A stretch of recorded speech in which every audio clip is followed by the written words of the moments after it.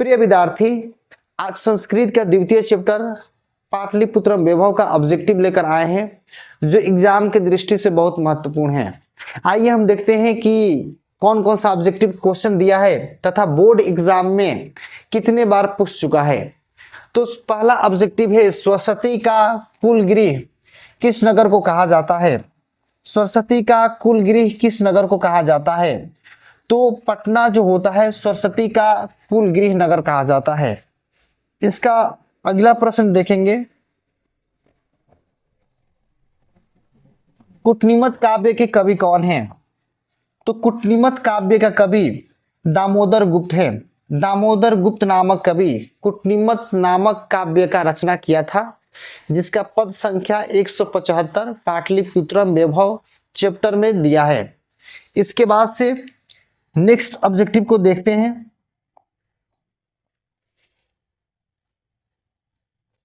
गुरु गोविंद सिंह सिख संप्रदाय से गुरु आसित, यानी कि गुरु गोविंद सिंह सिख संप्रदाय के कौन सा गुरु थे? तो सिख संप्रदाय के ये 10वें गुरु थे, जिनका जन्म पटना में हुआ था और आज उस प्राचीन पटना को पटना सिटी के नाम से जाना जाता है। इसके नेक्स्ट ऑब्जेक्टिव को देखेंगे।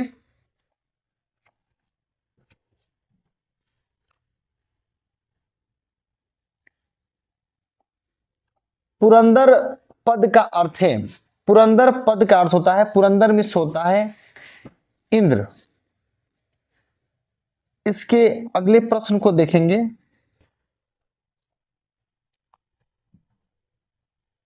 किसके समय में पाटलिपुत्र का रक्षा व्यवस्था अति उत्कृष्ट था?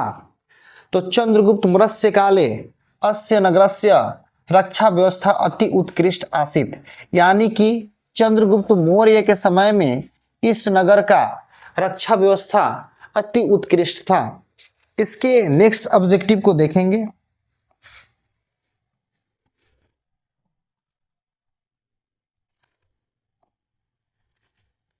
लिखा है कि काव्य मीमांसा नामक ग्रंथ के रचनाकार हैं। ये 2024 के एनुअल और 2018 के सप्लीमेंट्री एग्जाम में पूछ चुका है। तो कह रहा है क्या कि काव्य मीमांसा नामक ग्रंथ के रचनाकार हैं।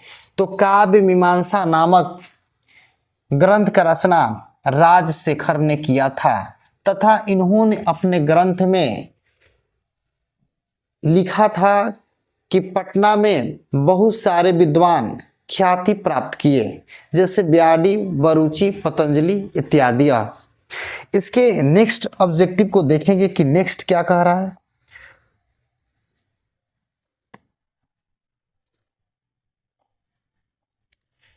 पटना किस शब्द से निर्मित है?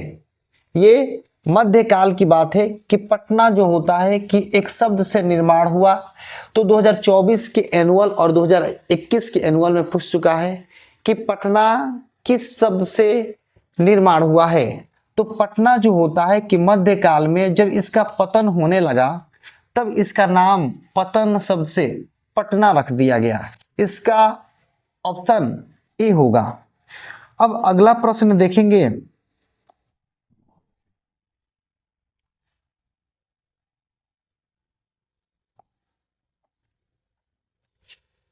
पटना नगर के पालिका हैं। पटना नगर का पालिका पटन देवी। पटना के सुरक्षा के लिए आज भी पटन देवी का पूजा होता है। तो वही पूछ रहा है कि पटना नगर के पालिका कौन है? तो पटना नगर के पालिका पटन देवी हैं। कौन सा देवी? पटन देवी।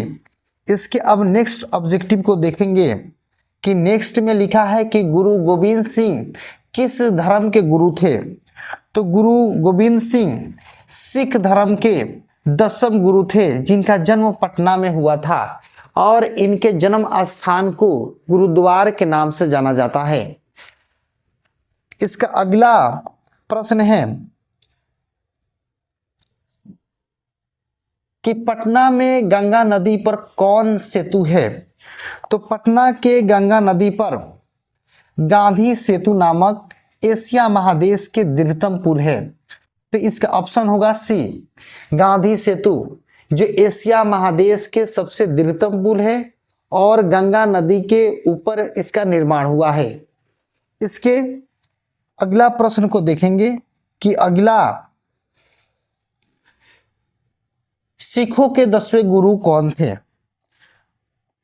फिर वही प्रश्न है, एक बार और रिपीट हो चुका है। सिख के 10वें गुरु कौन थे? तो सिख के 10वें गुरु गुरु गोविंद सिंह थे। इसका ऑप्शन सी होगा। और गुरु गोविंद सिंह का जन्म पटना में हुआ था तथा इनके जन्म स्थान को पटना सिटी के नाम से जाना जाता है। इसका अगला प्रश्न है, पाटलिपुत्र वैभव पाठ में किस शहर का वर्णन है? बाबू पाटलिपुत्रम वैभव जब बोल रहा है तो सबसे पहले पाटलिपुत्रम का अर्थ ही होता है पटना, यानी कि पटना शहर का वर्णन है। इसके अगला प्रश्न को देखेंगे कि अगला प्रश्न है, दामोदर गुप्त ने किस काव्य की रचना की? दामोदर गुप्त, तो दामोदर गुप्त ने कुटनिमत नामक काव्य की रचना किया था तथा इनके कुटनिमत नामक काव्य के पद संख्या 175 लिया गया है। इसके नेक्स्ट प्रश्न को देखेंगे,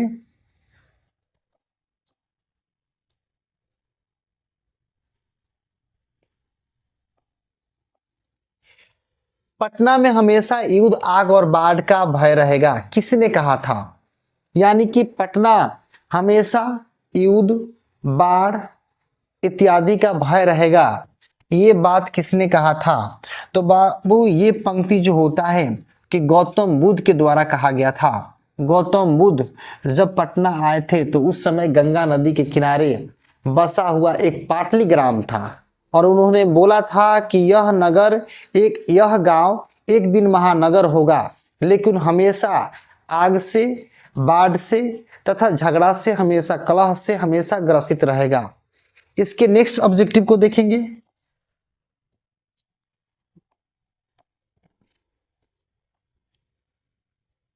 ड्यूटी। इसके नेक्स्ट ऑब्जेक्टिव को देखेंगे,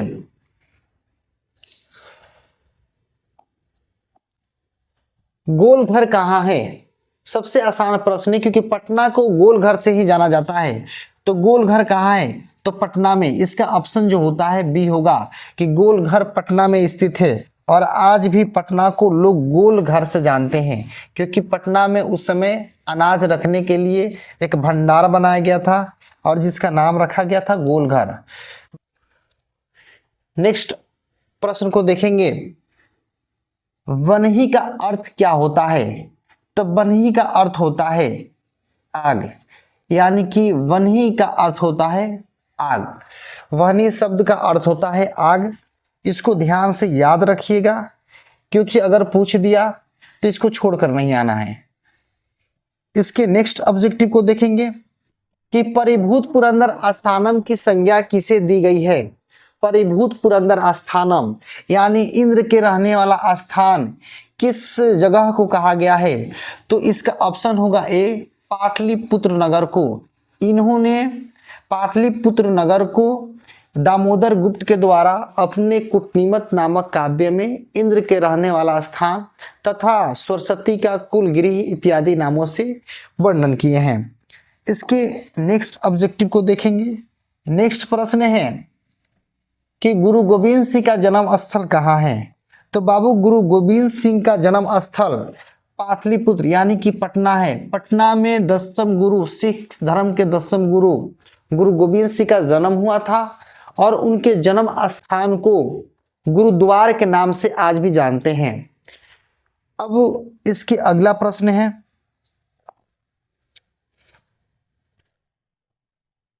यूनान का राजदूत कौन था?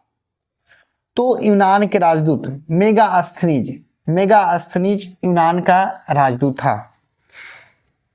इसके नेक्स्ट प्रश्न को अब देखेंगे कि मेगास्थनीज पटना किसके समय में आया था? तो मेगास्थनीज जब पटना आया था तो उस समय चंद्रगुप्त के बारे में वर्णन किया था, यानी कि चंद्रगुप्त मौर्य काले अस्य नगरस्य रक्षा व्यवस्था अति उत्कृष्ट आसीत।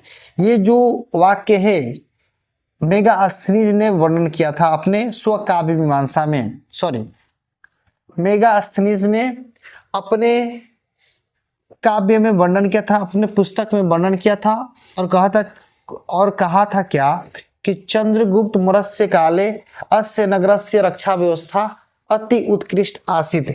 इसका ऑप्शन जो होता है कि सी होगा।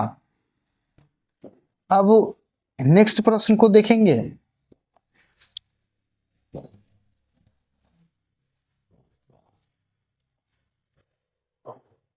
पाटल पुष्पों की पुतलिका रचना के आधार पर पटना का कौन सा नाम है?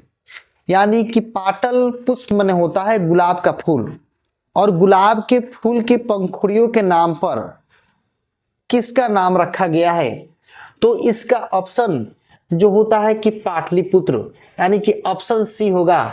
पाटलिपुत्र जो शब्द है पाटल फूल के पंखुड़ियों के आधार पर ही रखा गया है। अब इसके अगले प्रश्न को देखेंगे।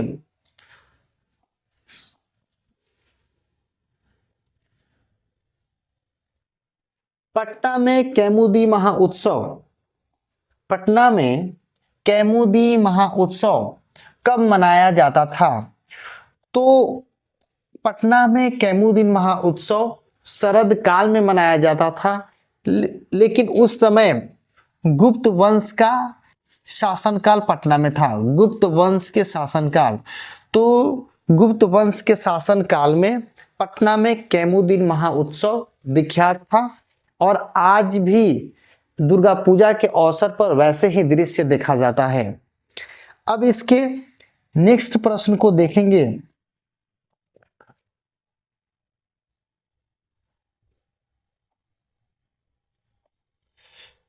पाटलिपुत्र पटना के नाम से कब से प्रसिद्ध हुआ? तो पाटलिपुत्र पटना के नाम से कब प्रसिद्ध हुआ? तो मध्यकाल में। इसका ऑप्शन होगा सी। मध्यकाल में पटना को लोग पाटलिपुत्र के नाम से जानते थे। इसके नेक्स्ट प्रश्न है कि पटना का इतिहास कितना वर्ष पुराना है? तो पटना का इतिहास, ये शुरू में भूमिका में ही दिया गया है कि पटना का इतिहास 2500 वर्ष पुराना है। इसके नेक्स्ट प्रश्न को देखेंगे कि राजशेखर की रचना कौन सी है? तो राजशेखर ने एक पुस्तक का वर्णन किया था जिसका नाम है काव्य मीमांसा।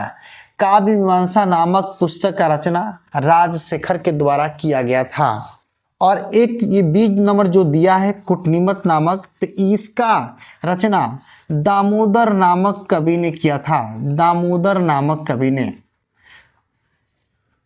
अब इसके नेक्स्ट प्रश्न को देखेंगे कि नेक्स्ट कह रहा है कि कैमुदीन महाउत्सव किस ऋतु में मनाया जाता है? तो बाबू कैमुदीन महाउत्सव देखा जाए तो उस समय शरद काल, गुप्त वंश के शासन काल में शरद काल में पटना में कैमुदीन महाउत्सव मनाया जाता था, जो बहुत प्रसिद्ध था। सभी लोग वहां पर आनंद मग्न रहते थे। इसके नेक्स्ट ऑब्जेक्टिव है कि बुद्ध के समय में पटना का नाम क्या था? बाबू सबसे आसान है कि ये बुद्ध के समय में पटना का नाम क्या था? तो गौतम बुद्ध जब पहली बार आए थे गंगा नदी के किनारे, तो एक पाटल नामक गांव स्थित था। तो इसमें ऑप्शन दिया है पाटलिपुत्रम, पाटलीग्राम, तो इसका ऑप्शन बी होगा पाटलीग्राम। यानी कि गौतम बुद्ध के समय में पटना का नाम पाटलीग्राम था, जो गंगा नदी के किनारे बसा हुआ था। अब इसके अगले प्रश्न को देखेंगे। बिहार की राजधानी कौन सी नगर को कहा जाता है? तो आप तो बिहार बोर्ड के एग्जाम देने जा रहे हैं, तो बिहार की राजधानी तो ये तो याद होना चाहिए, क्योंकि हमेशा हम जिस राज्य में रहते हैं तो उसका राजधानी स्वाभाविक बात है कि सबको याद होना चाहिए। तो बिहार की राजधानी पाटलिपुत्रम यानी कि पटना है। बिहार की राजधानी कहाँ है? पटना है। जय हिंद।